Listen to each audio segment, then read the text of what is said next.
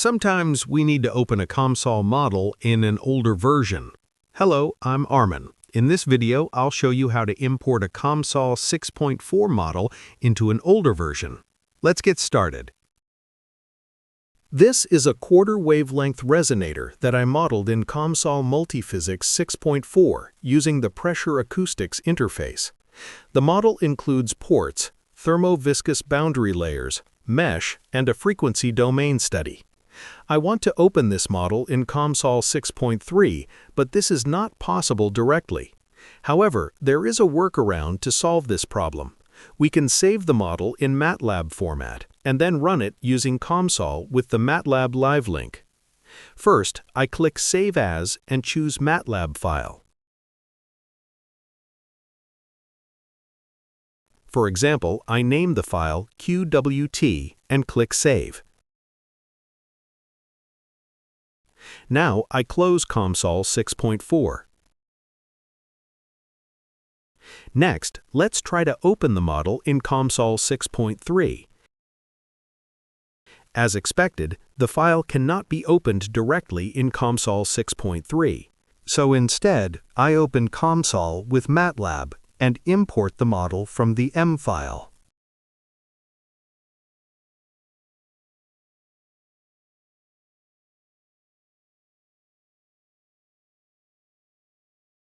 In the MATLAB command window, you can see that the COMSOL version is 6.3.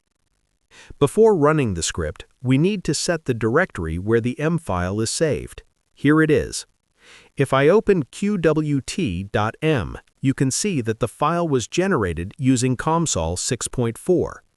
Now, I simply run the script by clicking Run and wait for the process to finish. After about 5 minutes, the model is imported into MATLAB. Next, I type mphlaunch in the command window. You can press Tab to autocomplete, and then press Enter. This command launches COMSOL automatically and displays the model.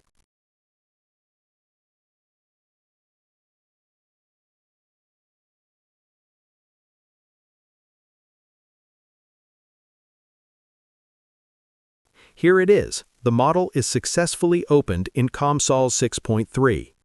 As you can see, the geometry, physics, and mesh have all been imported correctly from version 6.4.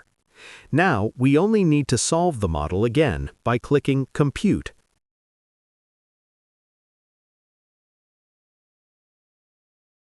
The solution is complete. At this point, we can view all the results in COMSOL 6.3. Finally, we save the model and close MATLAB. Note that this MATLAB code may not import automatically in older versions of COMSOL. In such cases, the model code must be imported manually. Let's try opening the M file in COMSOL version 6.2. I double-click the qwt.m file and click Run. As you can see, we encounter an error because some functions have changed in newer COMSOL versions. I'll check the error in the MATLAB command window. The error occurs at line 21, so let's start importing the model manually. First, I copy the model creation command and paste it into the command window. Now the model has been created. Next, I copy the lines that create the component and geometry nodes and paste them as well.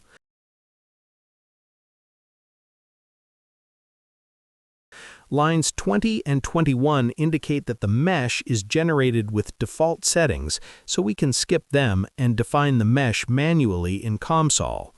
Line 23 defines the pressure acoustics physics interface, so I'll copy and paste this line into the command window.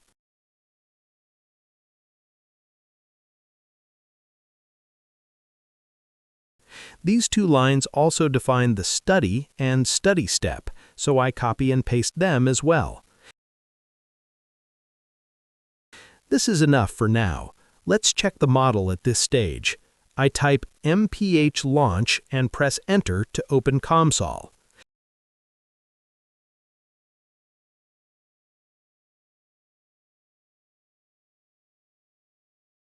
Here you are. The component, geometry node, and pressure acoustics interface have been successfully added. Now let's create the geometry. I go back to the MATLAB code and locate the geometry section. Lines 28 to 42 correspond to the geometry definition. I'll copy all of them and paste them into the command window. Here you are. The geometry has been created. As mentioned earlier, the mesh was generated using default settings in COMSOL 6.4, so here I will add the mesh manually. I go to the Mesh tab and click Add Mesh. This creates the default mesh, which is sufficient for now. In the next step, we need to define the material and the boundary conditions. I go back to MATLAB and look for the material definition. Line 44 shows the material, and the label indicates that it is air, which is available by default in COMSOL. However, when I copy some of these lines into the command window, we run into an issue because the material code has changed in newer COMSOL versions. As you can see, we encounter an error.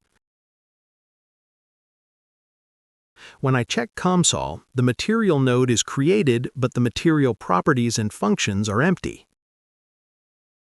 Because of this, it's better to define the material manually. So I delete the material, right-click on Materials, select Add Material from Library, choose Air, and click Add to Component. Now air is assigned correctly. Next, let's define the boundary conditions. I go back to the MATLAB code and search for them. We can see that the model includes 2 ports and 1 thermo-viscous boundary layer. I copy these lines and paste them into the command window. Now I return to COMSOL.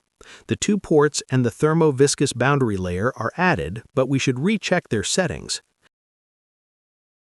The pressure is undefined, so we need to set it manually. Here, I set the pressure to 1.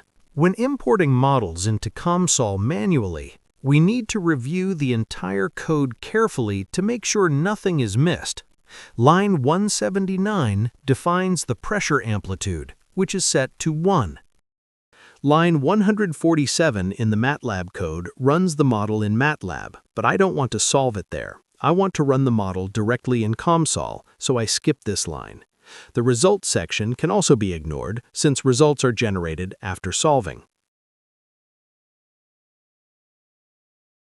At this point, everything is defined correctly: the material, geometry, mesh, and physics. So now it's time to solve the model in COMSOL 6.2. I click Compute, but we get an error because the frequency range is not defined. I forgot to import the frequency interval code. I go to Step 1 in the study, and as you can see, the frequency interval must be specified. So I go back to the MATLAB code. Note that if I copy the same code twice, it will cause an error. Let's find the frequency interval. Here it is. Line 144 defines the frequency interval, and we need to copy this line into the command window. We also define the frequency range manually. I click Range and enter 10, 10, and 500 Hz. Then click Add. Next I go to the Mesh node and click Build All. Everything looks correct now. Finally, I go back to Study 1 and click Compute. The solution is complete, and we can view the results. So we don't need to import the results section from the MATLAB code, which is from line 149 to 208. Therefore, it's best to check the entire MATLAB code step by step. This concludes the tutorial. Thank you for watching.